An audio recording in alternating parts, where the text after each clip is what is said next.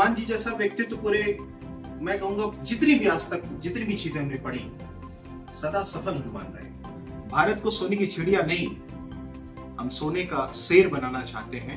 फिर से कोई आए, फिर से आक्रमण करे, फिर से लेके चला जाए, ऐसा नहीं होगा। छोटे से छोटा बनना पड़े तो छोटा बन जाओ, और बड़े से बड़ा बनना पड़े तो सूर्य को भी निकल जाओ। बुद्ध जी अगर 7 साल मौन रहे तो ऐसा मैं कर सकता हूँ, महीने की 4 दिन मैं मौन रह सकता हूँ। एक्चुअली राइट ब्रदर्स जी ने जब फ्लाइट्स बनाने की सोची तो एविएशन का कोर्स नहीं था इस धरती पर। राह पर कांटे हो सदा मंजिलों का अरमान रखना, राह पर कांटे हो सदा मंजिलों का अरमान रखना, पंखों में जोर हो ना हो मगर हौसलों में उड़ान रखना। नमस्कार, मैं साक्षी, नजरिया पुरुष टीम में आप सभी का स्वागत है। जी हाँ, इस समय हमारे सामने सत्य प्रकाश गुप्ता जी मौजूद हैं। आइए उनसे बात करते हैं कि लोगों के जीवन में बदलाव लाने में उनका कैसे अहम योगदान रहा। सर, क्या कहना चाहेंगे आप? सबसे पहले तो नजरिया पुरुष ये अपने में ही एक बड़ा अनोखा नाम है, तो क्या सोचकर आपने अपनी संस्था का नाम नजरिया पुरुष रखा? आखिर तात्पर्य क्या है इसका? मेरा तात्पर्य सिर्फ इतना है कि पुरुष से बड़ा उसका नजरिया होता है। और जहाँ पे भी आप देखेंगे, यहाँ पे भी आप देखें तो मैंने नजरिए का फॉन्ट बड़ा रखा है, पुरुष का फॉन्ट छोटा रखा है। किसी भी इंसान की हाइट वो मायने नहीं रखती जितना उसके विचारों की हाइट मायने रखती है। तो नजरिया ही इंसान को बड़ा बनाता है। तो बस मैं इतना ही कहना चाहूंगा कि इस पुरुष प्रधान देश में हमारा देश जितना ऊपर जा सकता था, गया भी रहा, पहले भी था, हम विश्व गुरु रहे। लेकिन लौह पुरुष के बाद इस पुरुष प्रधान देश में अगर कोई हुआ तो फिर नजरिया पुरुष हुआ, जो ये ठान चुका है कि भारत को फिर से विश्व गुरु बनाना है। और बिना थॉट को चेंज किए हम कभी विश्व गुरु नहीं बन पाएंगे। सम थॉट्स पे काम करते हैं, इसीलिए नजरिया पुरुष। सर, ये रेड और ब्लू चश्मा, आपके हर वीडियो में आप ये चश्मा लगाकर रखते हैं, ये रेड और ब्लू का क्या रीजन क्या है इसका? रेड है हनुमान जी का कलर, लाल देहि लालीला शेरुधर लाल लंगू, और जो ब्लू कलर है वो श्री राम जी का कलर है। जैसा आप यहाँ पे देख रही हैं, मैंने रेड और ब्लू यहाँ पे भी लिखा हुआ है। विष्णु जी भी ब्लू रहे। तो मैं जीवन को जिस लेवल से लेके चल रहा हूँ, भारत को पुनः विश्व गुरु बनाने पे, फिर से रामराज लाने पे, और सबसे बड़ी बात है ना कि जो हमारा देश जो सोने की चिड़िया कहलाता था, उस पे फिर से काम करने के लिए, उसके लिए जरूरी है कि हर इंसान अपना धर्म पूरी तरीके से निभाए। तो मुझे जो धर्म दिखा अपने आप को हर जगह पे, वो श्री राम जी से अच्छा कोई व्यक्तित्व तो नहीं दिखा, है ना, कोई पर्सनालिटी नहीं दिखी। तो नीला जो है वो श्री राम जी का व्यक्तित्व है मेरे अंदर। और हनुमान जी जैसा व्यक्तित्व पूरे, मैं कहूंगा जितनी भी आज तक जितनी भी चीजें हमने पढ़ी, सदा सफल हनुमान रहे। तो जीवन में अगर बहुत तरक्की करनी है तो हनुमान जी का भी गुण होना चाहिए अपने अंदर। छोटे से छोटा बनना पड़े तो छोटा बन जाओ, और बड़े से बड़ा बनना पड़े तो सूर्य को भी निकल जाओ। तो वो जब तक नहीं आएगा, क्योंकि हम अब भारत को सोने की चिड़िया नहीं, हम सोने का शेर बनाना चाहते हैं। फिर से कोई आए, फिर से आक्रमण करे, फिर से लेके चला जाए, ऐसा नहीं होगा।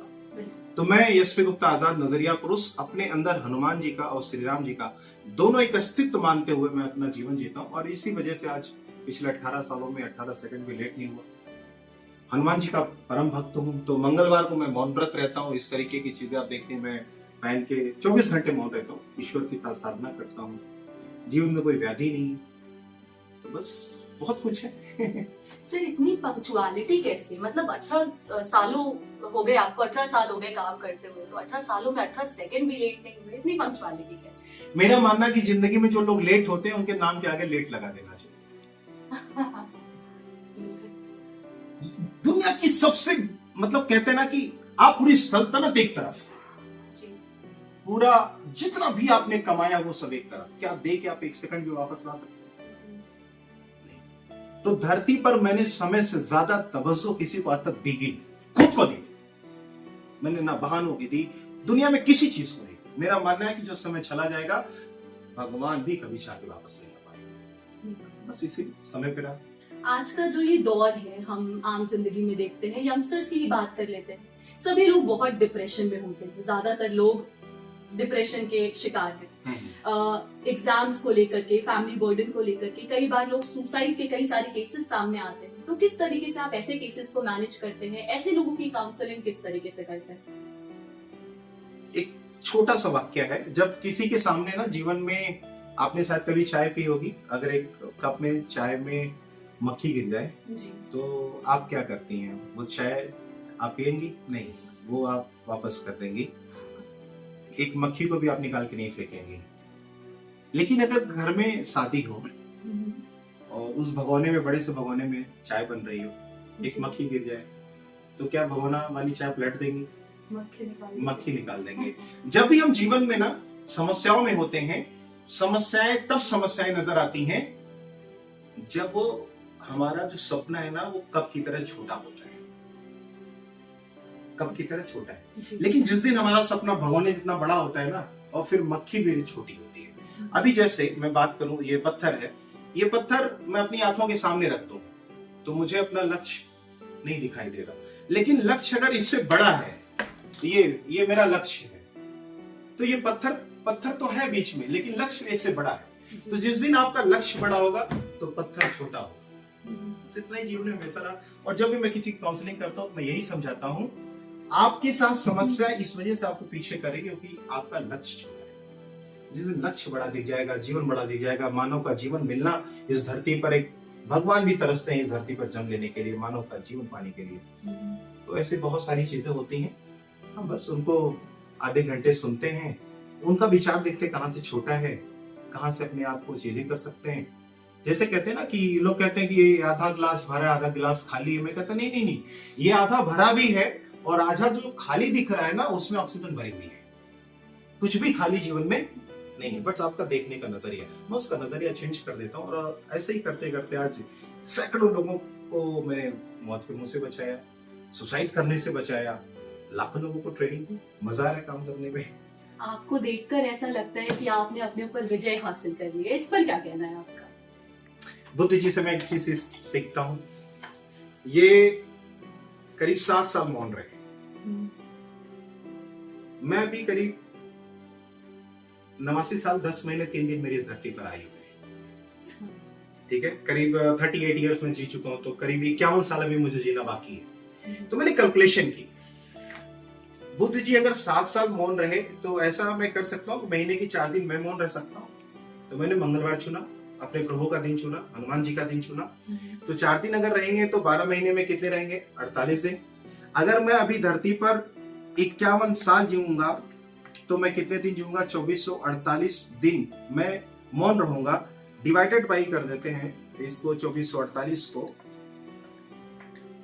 30, तो करीब 8 साल से ज्यादा हो जाएगा मैं मौन रहूंगा। यानी बुद्ध जी की तरह मैं भी ईश्वर को प्राप्त हो सकता हूँ, उस सत्ता को समझ सकता हूँ, परम बोध को समझ सकता हूँ। सो अपना अपना नजरिया है।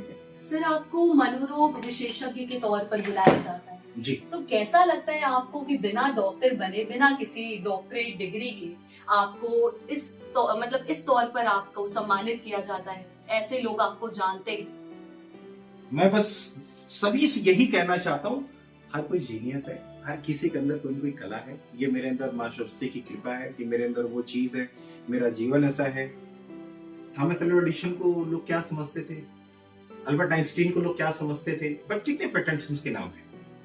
बिरला जी 4 तक पढ़े, कितना बड़ा एम्पायर है। अंबानी जी पेट्रोलों पे नौकरी करते थे, कितना बड़ा एम्पायर है। एक्चुअली राइट ब्रदर्स जी ने जब फ्लाइट्स बनाने की सोची तो एविएशन का कोर्स नहीं था इस धरती पर, है ना। जितने भी लोगों ने पहली बार कोई चीज बनाई है उन्होंने यहां से सोच के बनाई।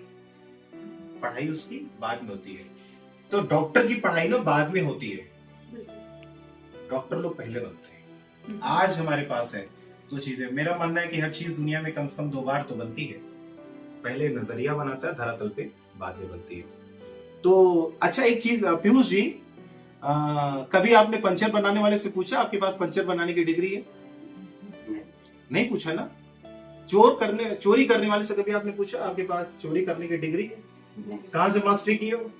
डकैती से आपने पूछा? नहीं। हमारे यहाँ राजनेता लोग हैं, क्या पूछा आपने कि आपने कहां से पॉलिटिकल साइंस पढ़ी हुई है? नहीं पूछा। कर्म जो कर जाता है उसको हम कहते हैं। अगर मैं अच्छा काम कर रहा हूं तो लोग मुझे डॉक्टर कहते हैं, और लाखों लोगों की मैं जिंदगी को बदल रहा हूं तो लोग मुझे डॉक्टर कहते हैं। डिग्री तो बस एक दिखावा है।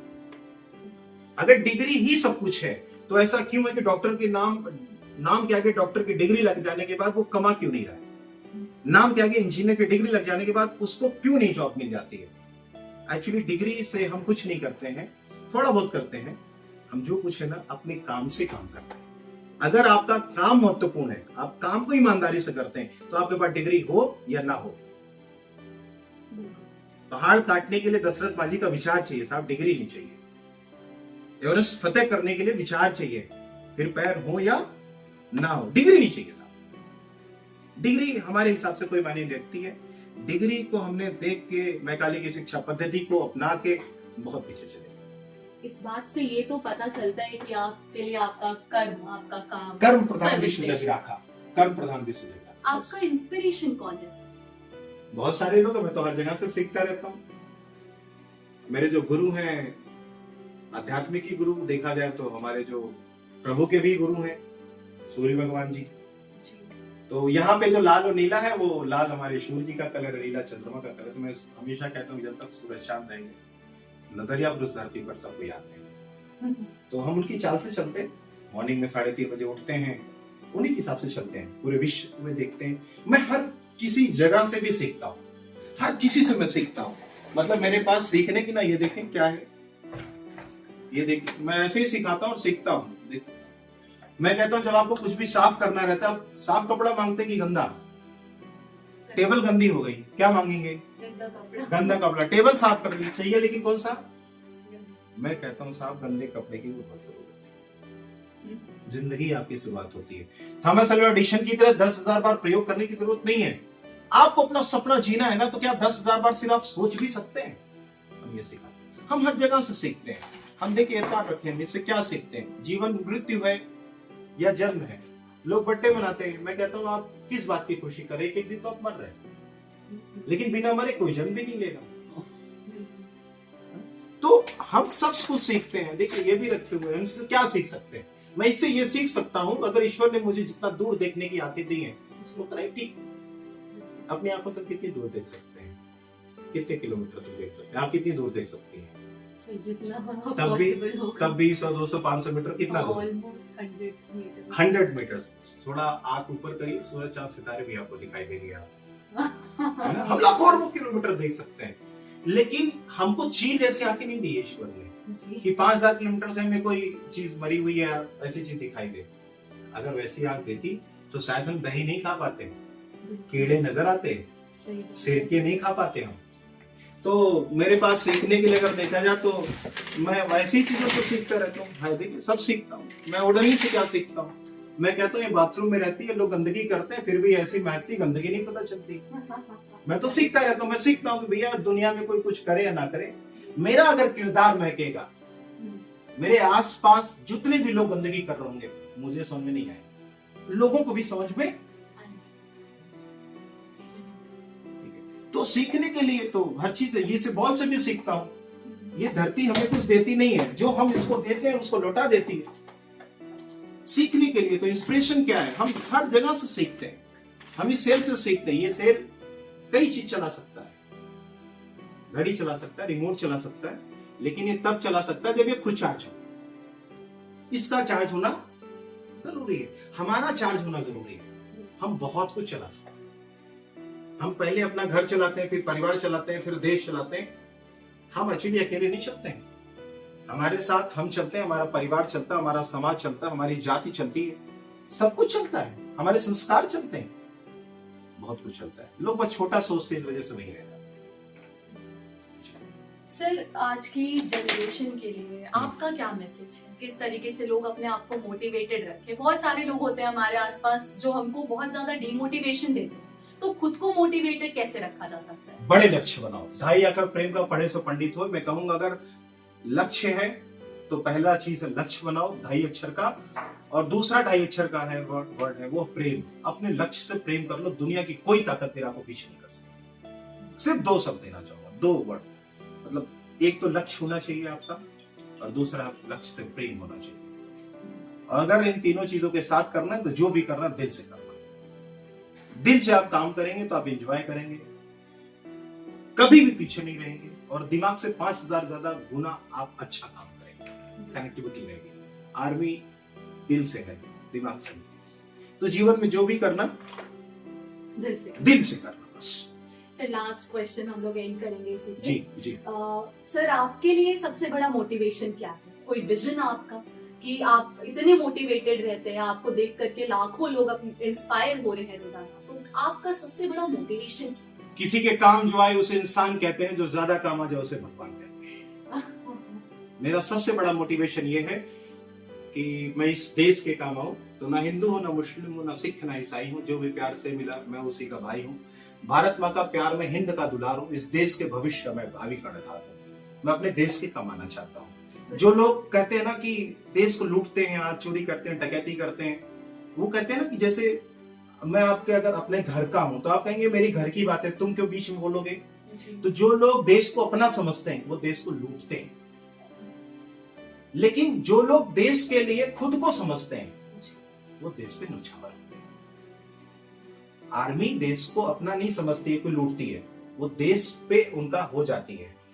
तो मेरा मोटिवेशन है कि मेरा देश नहीं है साहब, मैं देश का हूं। मेरा सबसे बड़ा मोटिवेशन ये है। इसी वजह से तिरंगा यहाँ पे, मेरे लिए इससे बड़ा मोटिवेशन कुछ नहीं है। मुझे न्यौछावर होना पड़ेगा तो मैं अपने देश के लिए न्यौछावर होगा। मुझे बार बार जन्म मिलेगा तो मैं फिर से अपने देश के लिए। इसीलिए मैंने वहां पे लिखा है कि मृत्यु के बहुत सारे रास्ते हैं, जन्म के लिए मैं केवल मां है, और मैं भारत माँ का बेटा हूं। मैं अपनी माँ के लिए वो कर सका कि मेरी मौत पर तिरंगा छुपा। मेरा सबसे बड़ा मोटिवेशन। बहुत बड़ी लाइन है, बहुत बड़ी लाइन। तो जिसने पैदा किया उसके लिए तो बहुत छोटी है।